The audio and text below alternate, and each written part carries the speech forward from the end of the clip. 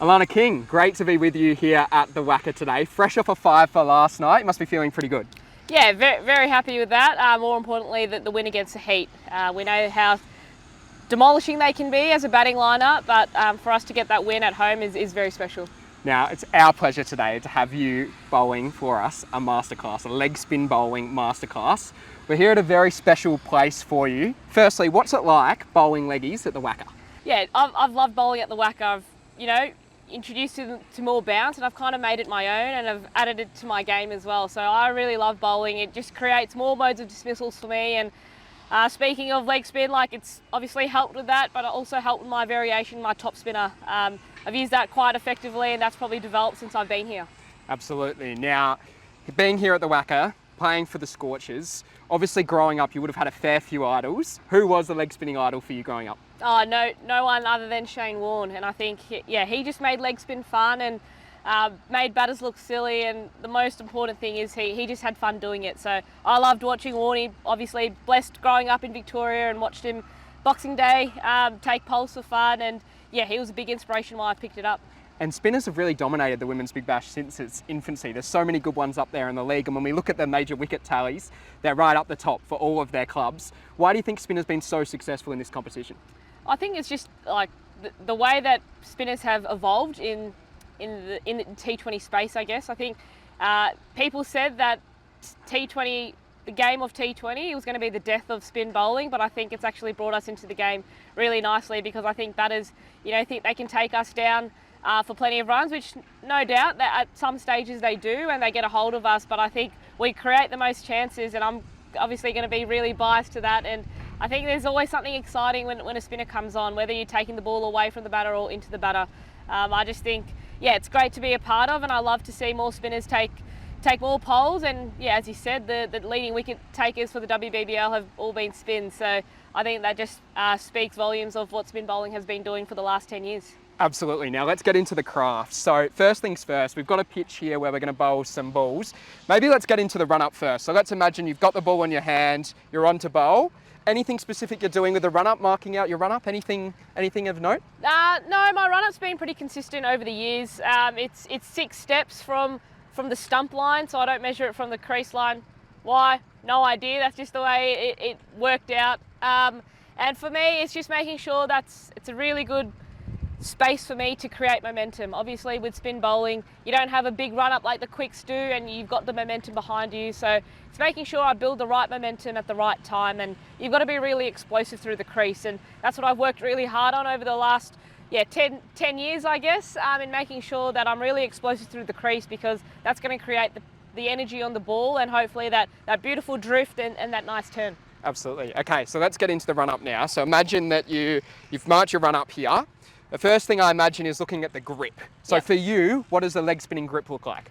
Stock standard. I've got my index finger and my middle finger right across the seam, and I've just got my thumb resting. So the money finger is what I call it, is a spinning finger that just sits right under it, and when I snap my wrist, that's the last point of contact, is my spinning finger. And you do get a callus over the season, just because, and that's a good indication for me that I'm actually using my spinning finger. So I try to keep it nice and loose. I don't want to really grip the ball, because I feel as though I might not get as much revolutions on the ball. So it's not too loose, it's not too tight, it's just a nice feel, and I just make sure that I've got a really nice snap down the seam off the ball. So I'm not blessed with big hands either, so I've just got to make sure that I use the right fingers at the right time to create that beautiful drift and that turn. And is there anything you have to do between games with that spinning finger to make sure that it's okay throughout a season? Anything you have to prepare with it? As long as I don't get hit on it in the field, I'm pretty happy with that. So no, I think it's just, it knows what it's doing. I've been doing it for a long time. There's obviously things that I tweak when I'm trying to do different variations. Just positioning of the ball in my hand, and the release point, that's the only thing that's changed. Let's talk about the release point and talk about your wrist. So what does that kind of look like for the leggy for you? Yeah, so I want to be, so when I'm just standing here and I'm just rolling my wrist over, I always try to get this seam to be pointing to my shoulder, and that gives me an indication of me snapping down on the ball, and you can almost hear it as well, that snap down, and that's when I know that the spinning finger, the money maker, is doing everything that it can do, and that's what's going to create the revolutions on the ball. And It's just a simple drill that I keep doing, and I encourage young spinners, whether you're an off spinner or a leg spinner, to just keep a ball in your hand when you can and just get that feel, because leg spin bowling is all about feel. And the moment you're feeling really good and you've got that nice rhythm, that's going to flow into your game. So as much as dorky as this sounds, like I'll sit on the couch, it could be at home, it could be in a hotel room away, but I'll just make sure that, you know, the wrist is feeling nice and loose. It's snapping where I want it to snap, and it's just feeling really nice out of the hand. And the more you do that, I think the easier it's going to become, and it will just become second nature that you just do it whenever every time you get a ball in hand. You might be even waiting to bowl in the nets, and you just do a couple just to make sure, oh yep, it's fizzing out really well. And that's probably the word that I've used over the last little bit, is fizz, and you want to hear that fizz and you want to feel that fizz out of your hand. For sure. Now, when you're approaching the crease, where are you looking when you're bowling? Are you looking at the batsman? Are you looking at a point in the pitch? Where exactly are you looking with the ball? Generally, it changes. Obviously, in T20 cricket, there's a lot more movement from batters. So ideally, I want to look at the pitch and where I want to bowl, but obviously, I've got to look at the batter to see where their feet are, and if they've got any trigger movements or if they've got a big movement. So my eye is more towards the batter now, obviously, because as I said, there's a lot more movement, and I want to try pick up cues as early as I can to know what length I need to bowl or what line I need to bowl. For sure. And with your follow through, so once you actually hit the crease, the ball was coming out of your hand, is there anything you're doing with your hips or your follow through to maintain momentum?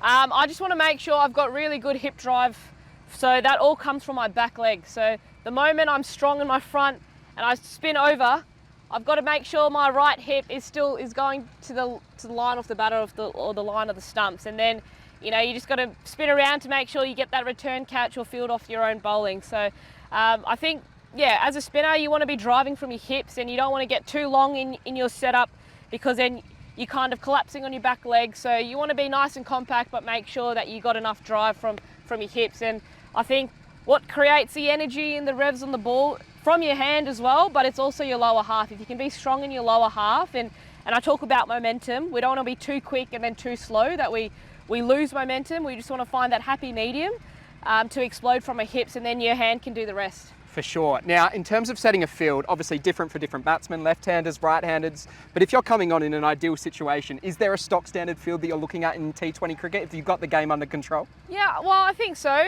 Generally, yeah, in T20 cricket, with the women's game going the way it is, like, obviously girls are getting a lot stronger and we're using different parts of the field. So ideally there are different fields to like different batters, but a generic field will be two straight, long on, long off, and then I got my cow and my backward square on the outfielders. So that's probably your stock standard field. I'm obviously trying to attack the stumps as much as possible, because I think that brings in all modes of dismissal, brings in LBW, bowled, caught, stumping, all of that. But I've just got to own the stumps, and the moment I get too wide outside off, that's not where I really want to be bowling, because that's not bowling to my field. So I'm trying to make the batters hit to where my fielders are. Now, before we get into bowling, do you have a favourite mode of dismissal? Either tough one, very tough. Obviously, the dream delivery of pitching the ball outside leg stump and hitting the top of off. I think that's a leg spinner's dream delivery. But any sort of stumping when you drag the batter out and they've completely misjudged it, and then I've got moons behind the stumps to do the nice easy work. So yeah, probably those two are my favourite modes of dismissal. And it must be important to have a keeper who obviously understands what you're doing. You've been able to have Beth Mooney on the other side of the stumps for so long now. What's it been like knowing that you've got her on the other end backing you up? Oh, I absolutely love having moons behind the stumps. And I remember in our first season, she had these red gloves, and she kept apologising to me because she kept missing a few catches or stumpings. And then she got the trusty white gloves, and every time she takes a beautiful catch or a beautiful stumping off me, I just give her a little reminder, you've got the white gloves on like you're Beth Mooney. You're the best at it. So yeah, I think Moons is just not great behind the stumps. She's great tactically as well, and will run some ideas past me and just instill a lot more confidence in my game than sometimes I can doubt myself. And as spinners, I guess, when you are under the pump a little bit in the T20 game, you might have a bit of doubt, but she'll just run by to me, and she'll instill more confidence and be like, you've got this, you're the best at your skill set, so just keep doing that and trust your game. So it's always nice when she gives you a little, bit of boost, and you feel a little bit taller when Moons is behind the stumps, because she just wants the best for you and for the best for the team as well. So yeah, although we might have some disagreements on different plans and stuff, she sees the game from a different point of view. She sees what the batters see, because she'll tell me as a batter, this is the easiest to play or this is the hardest to play. So I think from that side of things, she's so good tactically, because she'll tell me what a batter's thinking at that stage of the game and when I've come into bowl. Awesome. All right, let's get into it. So we've got 3 balls here. Let's try 3 leggies to start off with. Okay. Oh, this could be interesting. Nice. Very nice. Now, obviously, shoulders are a big thing for leg spinners. What has the shoulder injury meant for you throughout your career? Yeah, I had a shoulder injury just over 10 years ago. I dislocated my shoulder. It probably only affects me when I'm throwing, so I make sure I try to do as much rehab or prehab as I can. Get really nice strong in the shoulder, because not only is it going to help with my bowling, but it's going to help with my fielding as well. And yeah, I want to use my outfield throwing as much as I can in any team that I play for. So yeah, it's a pretty special one. It's not just the wrist, it's the shoulder as well. And trying different shoulder positions to bowl different variations, I think that's also really important to me. And I'm still figuring it out. I've got a great bowling coach here in Bo Cassin at WA Cricket as well. So he bowled leg spin. Yes, it was left arm, but he gets the whole biomechanics behind it. And he's also helped tweak my action since I've been here to make sure I'm really efficient through the crease. And he hasn't changed anything with my actual bowling action, because he thinks it's sound, and I'll take that. So it's more so different like angles off shoulder, and just to make sure that I can, 1, it doesn't hurt my shoulder because I had problems in the past, and 2, it's what's going to be more efficient in me bowling different variations. For sure. All right, let's get into another leggy. All right. Very nice. This is not good for camera. So are you looking, when obviously you're looking at, as you mentioned, the batsmen and what they're doing, you've obviously got a place in mind that you want to pitch the ball. Can you hear the fizz out of your hand when you bowl it? Is that something you can actually tell when you're bowling? I would like to say yes, sometimes more prominent than others, but sometimes I'm just too focused on the game, and I'm just trying to rip it as hard as I can and play to the situation. So sometimes I can hear it, sometimes, yeah, I can't hear it, but I know if it's a good ball on how it comes out of the hand, and the result might not always tell how good the ball is, but I just think, yeah, that's a really nice ball. And as I said, it's all about feel, and if you feel like it's coming out well, keep backing yourself in. For sure. All right, let's do one more leggy. Very nice. You can see the rip there. Now, we're going to go pick up these balls, then we're going to get into the toppy. Sweet. So Alana, the top spinner, we're here at the WACA, plenty of bounce. This is known for, this particular pitch. Why has the top spinner been so effective for you, do you think? Just the extra bounce, as you said, it's going to be an extra weapon that you can have, and you're trying to keep the batters guessing. And it's great to keep bowling your leg spinner, and I spend a lot of time bowling that because that's going to be my stock ball, but you do have to add a variation.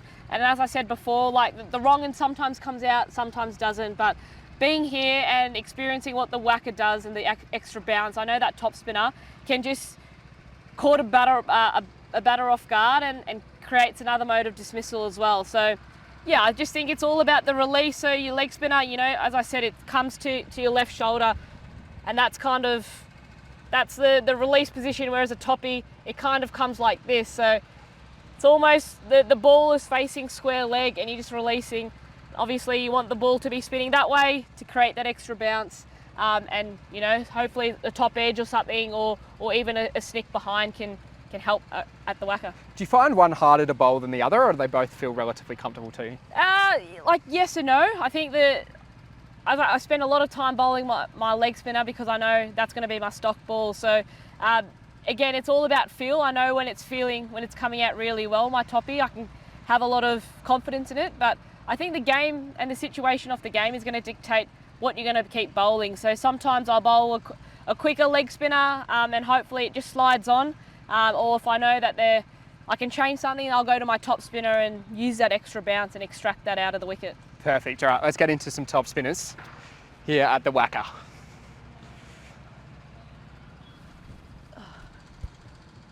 That was good seam. Did you see that? Very good. Very good. Sammy, you've actually got that on camera there.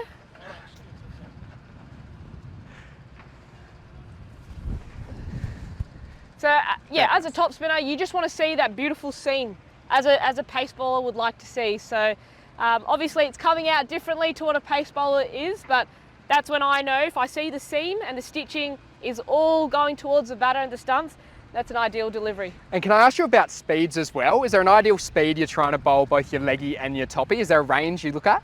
Not so much for my toppy. I think it's going to be different to the batter that I'm bowling to. So someone who likes pace in the ball probably don't want to be bowling top end of 70 Ks. You got to mix your pace up a little bit, and I think the wicket's going to determine that as well. But I like to vary my pace between 72 and 75 to 76 Ks. I reckon that's probably the ideal speed that I want to be at. I don't know when I'm actually bowling him. All I can go is on feel, and then you can look after the game and see what speeds you're bowling at. But I don't pay too much attention to the speed, to be honest. It all goes on feel. I know if I'm going too quick because I'll feel it in my whole run up. I'll feel it in my follow through. And I know if I'm going too slow is when I don't finish my action. I'm really leant back on my back leg in my follow through. So yeah, I don't encourage people maybe to spend too much time on their speed, because that's going to change, especially with T20 cricket. You're going to go top end to get under the bat, or you're going to go really slow to take all this pace off or the air out of the ball. So yeah, for me it's feel, and I'm just trying to bowl my best ball, every ball to the batter. Absolutely. All right, let's get into your last top spinner.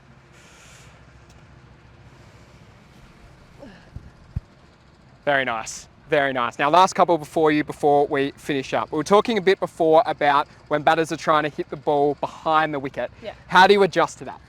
Yeah, it's obviously very hard because you've set a field obviously to what you're trying to bowl, and they're trying to disrupt you as well. So when they start playing the paddles behind the wicket, it puts another element of, okay, how can I stay in front of the game, and what's a ball that I can bowl that they can't do that, even though I know they're looking there. So whether that's taking my mid wicket out and putting them into short 45, so if I know it's a batter that loves to play that early on in their innings to get them going, try to block that up straight away, so they've got to find another area that they need to score off. So it's becoming more relevant in the game as the game keeps evolving, people playing behind the wicket. So as a bowler, I've just got to keep evolving as well, and be one step ahead of them tactically, so I can bowl the ball I want to that particular batter.